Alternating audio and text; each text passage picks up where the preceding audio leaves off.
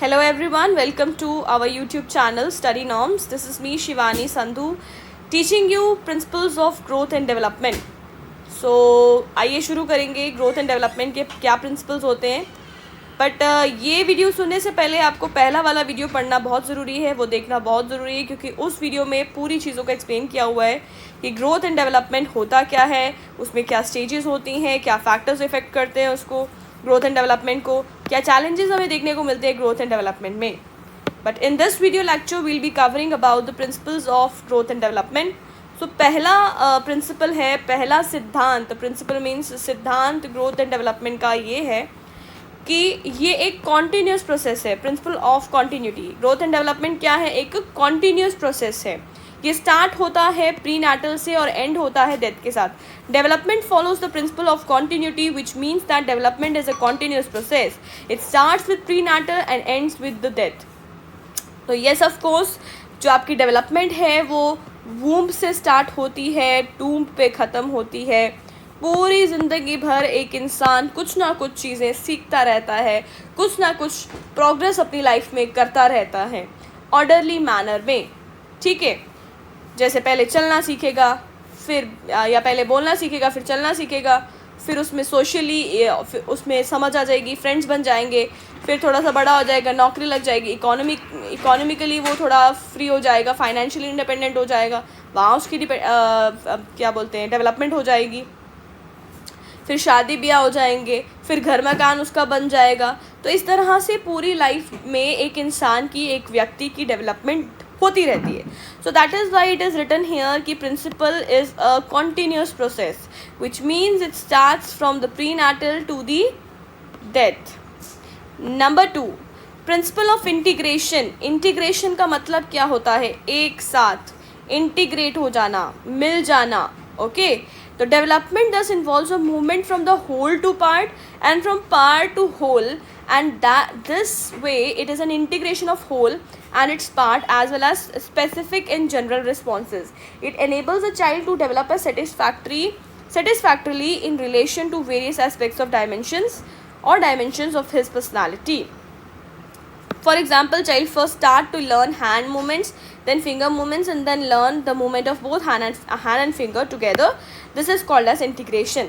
So integration में यही चीज़ है कि जो डेवलपमेंट है ये आपकी एक स्पेसिफिक और जनरल रिस्पॉन्सेस को शो करती है. क्या शो करती है? स्पेसिफिक और जनरल रिस्पॉन्सेस को शो करती है.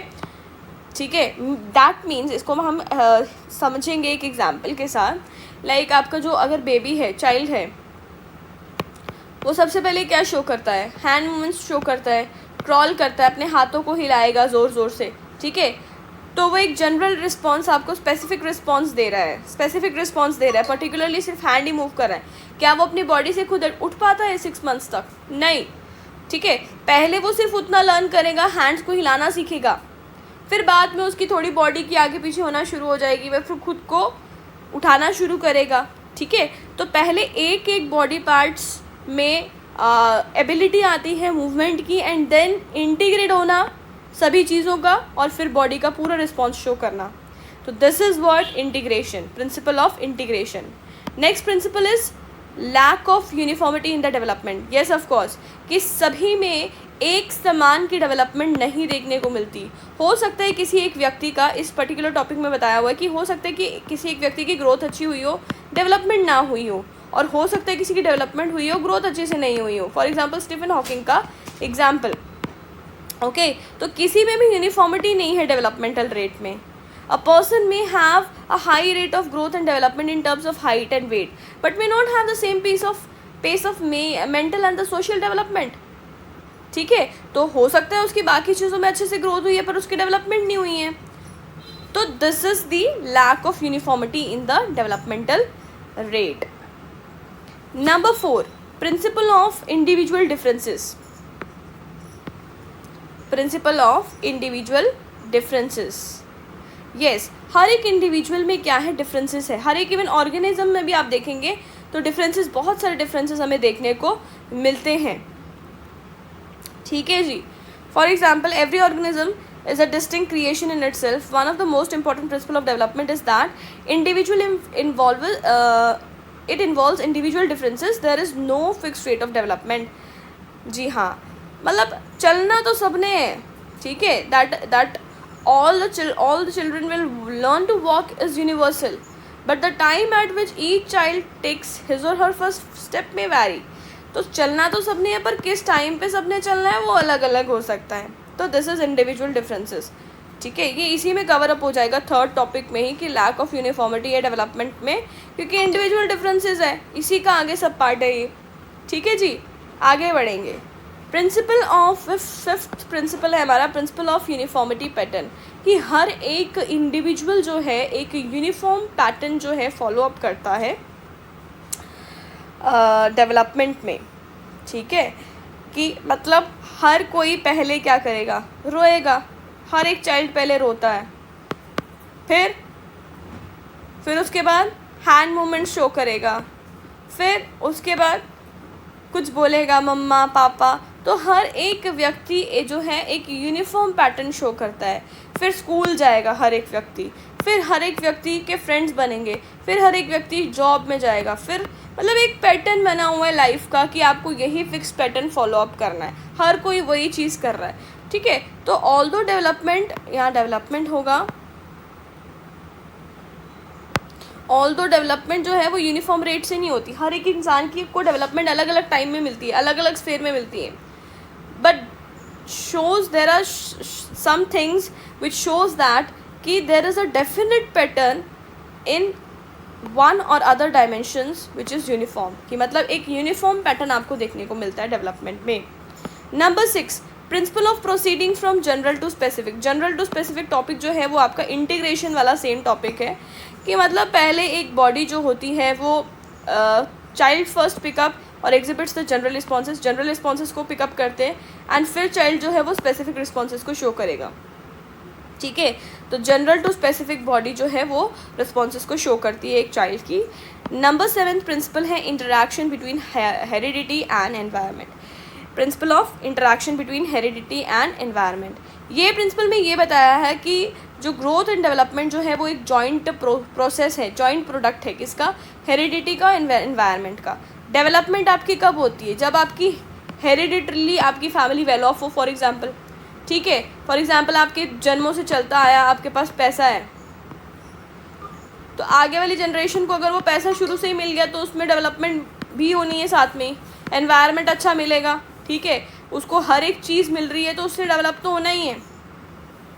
ठीक है, फैमिली इनकम अच्छी है, एनवायरनमेंट अच्छा है, सब सपोर्ट कर रहे हैं पढ़ने में, तो डेवलपमेंट होनी है.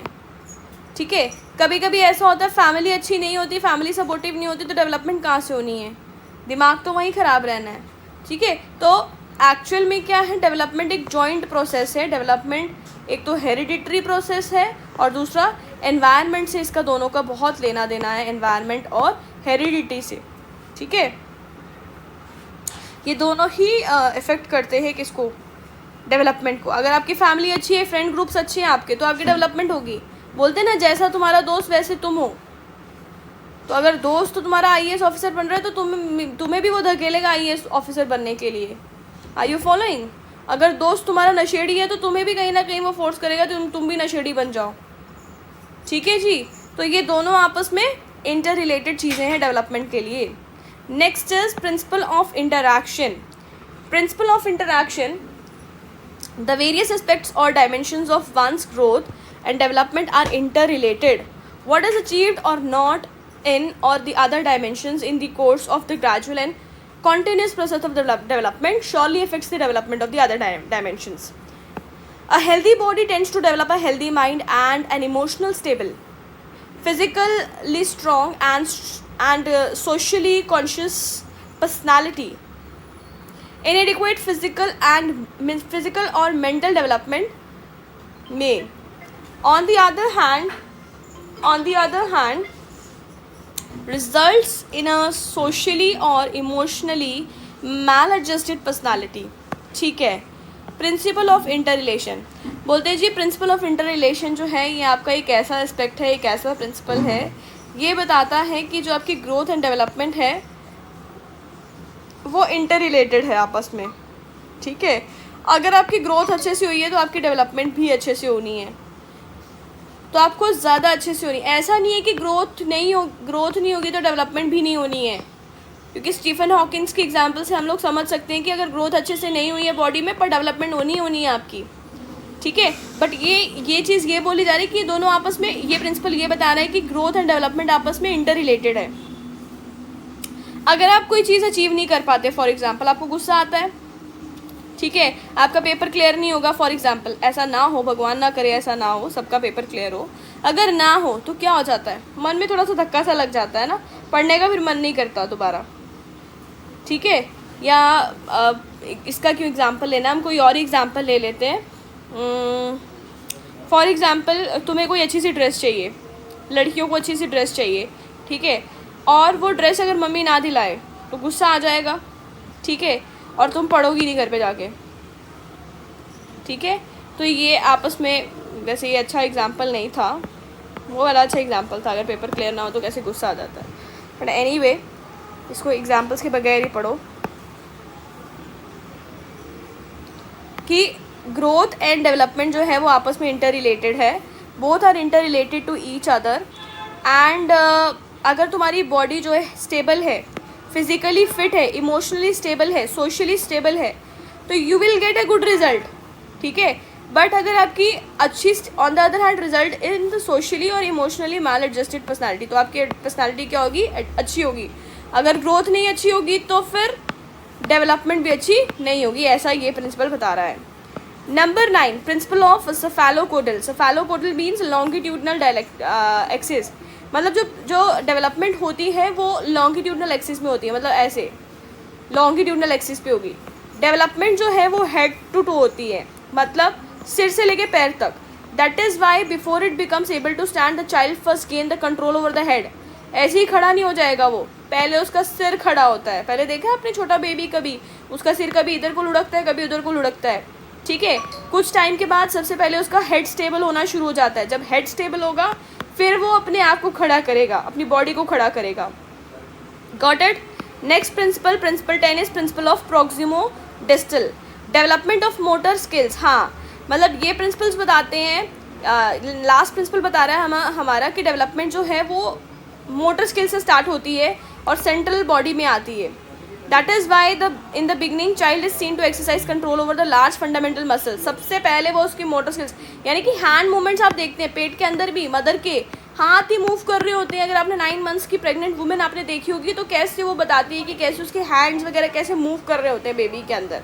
तो सबसे पहले मोटर स्किल्स उसके डेवलप होते हैं, ठीक है। उसके बाद हैंड मूवमेंट्स होती है और उसके बाद फिर स्मॉल स्मॉल फिंगर्स शुरू होती है उनकी घूमना चलना, फिर इंटीग्रेशन होती है, फिर हेड वेड, फिर पूरी बॉडी घूमेगी। तो this is the principles, these were the principles of development, growth and development. I hope you understood this topic. Thank you so much.